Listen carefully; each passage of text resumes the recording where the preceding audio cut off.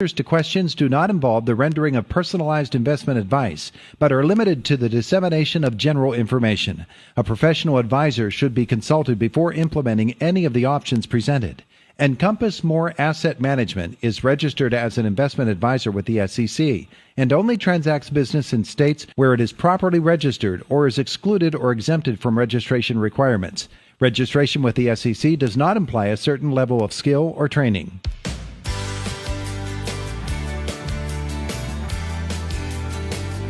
And the guys are here from GCES, Clinton Smith, Galen Bargerstock. GCES. Gentlemen, good morning. Good morning. Good morning. It's good to have you both with us here today. We talk about investments. We talk about all these wonderful things about retirement and what we should be doing with our money to ensure that when it gets to that point in our lives when we're no longer actively drawing in a salary and we are enjoying our relaxing years of retirement, that we have enough money to do that with. And some people we know, some people just say, well, I'll just wait till we get there and try to figure it out then. Galen, that's not exactly the best approach, is it? When there are so many options out there. There's a ton of options out there. I mean, it seems to be a trend that people wait to the last minute, but a proper plan in place would be a little bit better. You'd be a little bit more at ease. Let's go step by step for folks, and let's just pick out somebody. We always talk about somebody in their 30s and somebody in their 50s. Let's talk about somebody in their 40s. All right. Somebody in their 40s who hasn't done anything yet when it has to do with retirement savings or anything like that.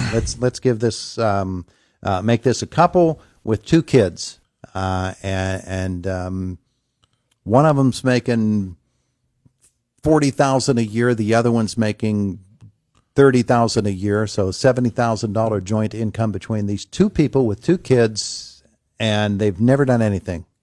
What should they be thinking about? And is there enough of what they have with two kids and the expenses that come with raising a kid to get them to a point where they can become more comfortable with their savings?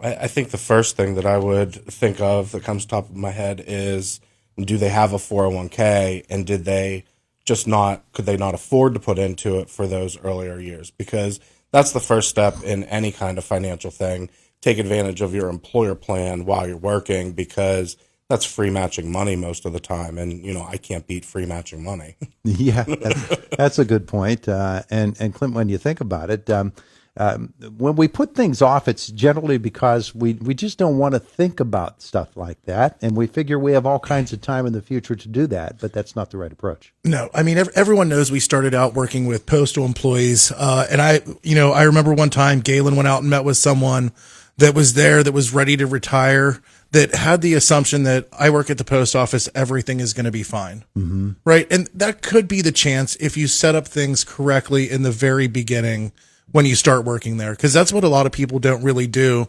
They'll set up all their benefits. He probably was in his 20s, worked until his 60s, worked there for a long time, always thought that he was going to have something set up and that he was going to be good to go.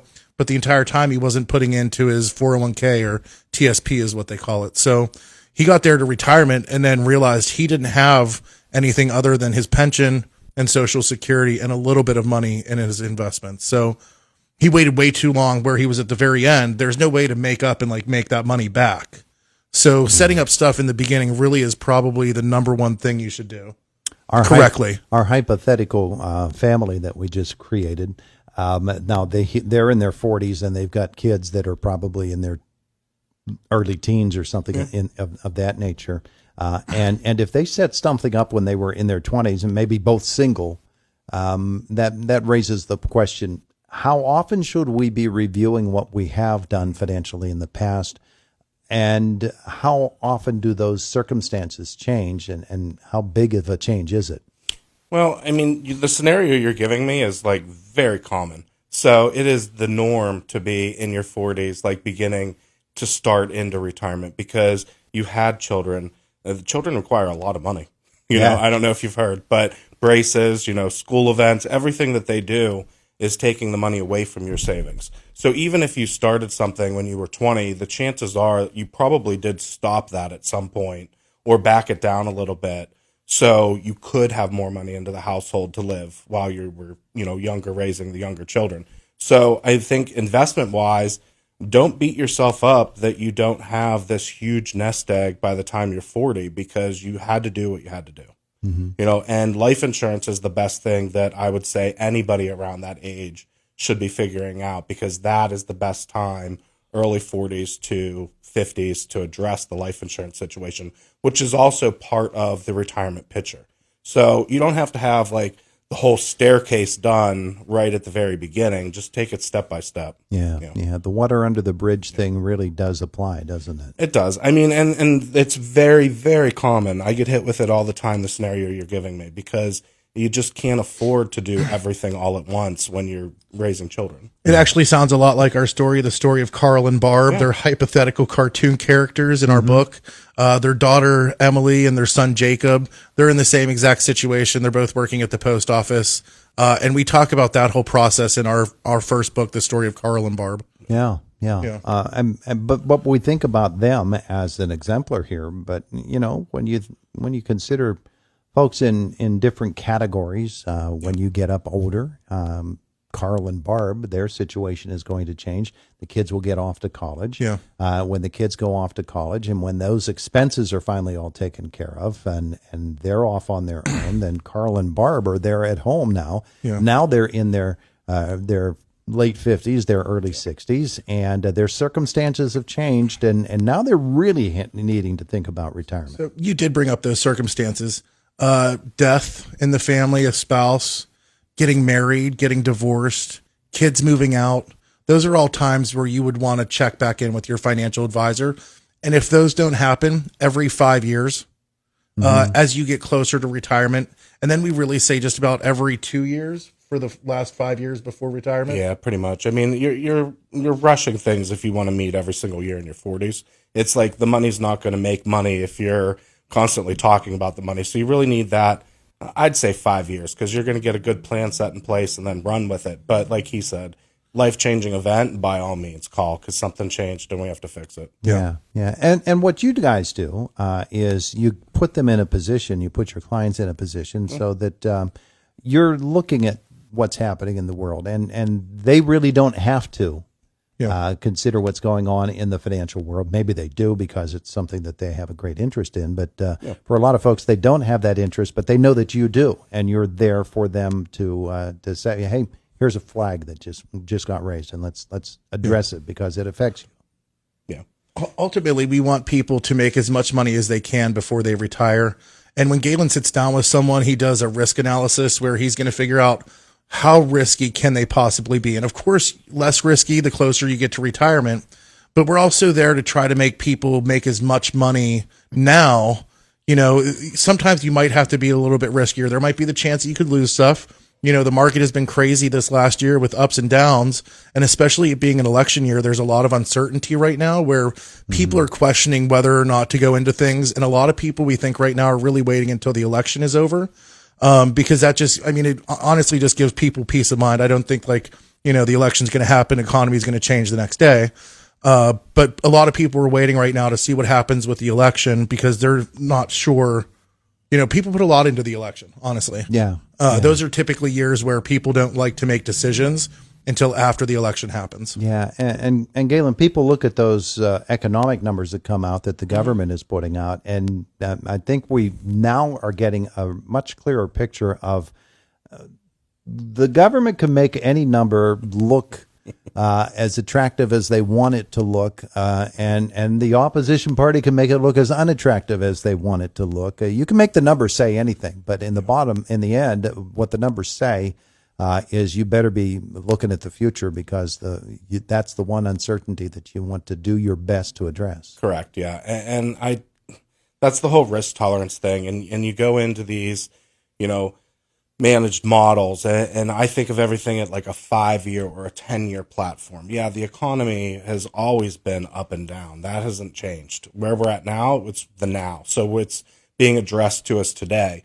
But if you look back in the last 10-year scenario, there were 2 huge market drops in the last 10 years. Mm-hmm. And the economy was up and down, but the S&P's average was still about 12%. So in my mind, that's what I think of. I think of the 10% year, even through the ups and downs. And that comes into what a 40-year-old should do, 50-year-old, 60-year-old, all age-based. But at the end of the day, I have a lot of people in their 60s that want the risk right now. And I just show people the way, ask them the questions, say what's available, and, this is what you could handle. So I don't say, no, you can't be risky, but. On a fun note, I just turned 40 last month, and this is the first time I really feel like I'm involved in the conversations of what we're talking about. Yeah. Wow. That somebody in their 60s that wants to take a risk or two. I've had handfuls of them. Yeah, it is this new thing that I've seen, and people, they're not going like full on risk, but higher than what I would normally consider people wanting to do. What do you think's driving that? I think the uncertainty of inflation and how much stuff is going to cost in the future, and they're thinking to themselves in their head, well, hey, if milk is $7.50 a gallon, my investments need to at least get like 8 or 9%, not 2.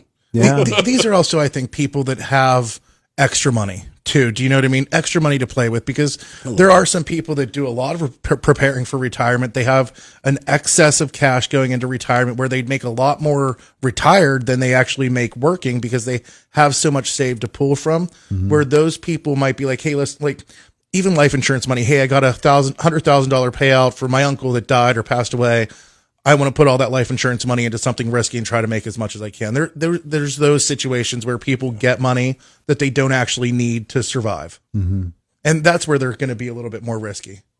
Yeah, you are correct. I mean, if you have a pension and you know what your Social Security is, the rest is kind of like extra to you sometimes. Yeah. If you have the years of service in. I mean, with us doing federal employees, what I've seen, the federal pension is spectacular.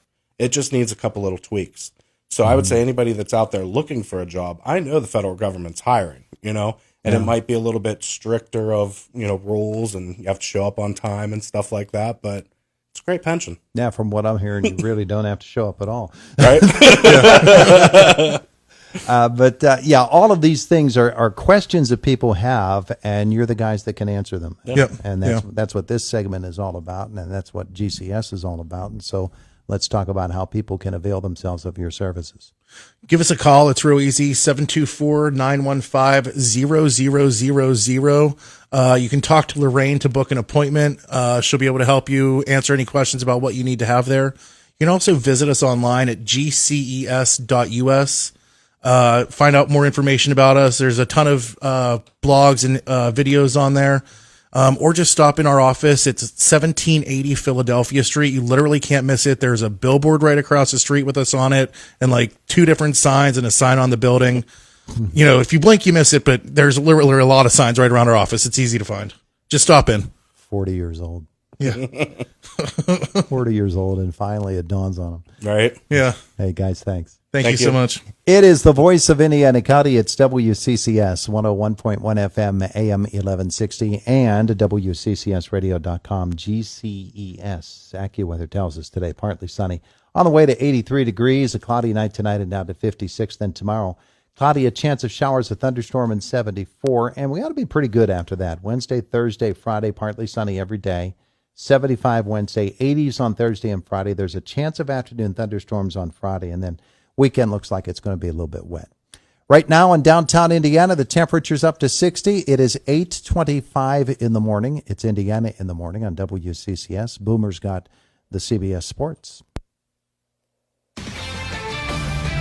This is Boomer Esiason with the Sports Minute. Atlanta drew heavy flack for drafting Washington quarterback Michael Penix Jr. at number 8 overall after signing free agent Kirk Cousins to a 4-year, $180 million deal. Remember when the Packers drafted Jordan Love when they didn't have to in Aaron Rodgers' prime? We may not know for years how smart this move is, but what do you think they're saying in Green Bay now about that draft pick? I'm Boomer Esiason.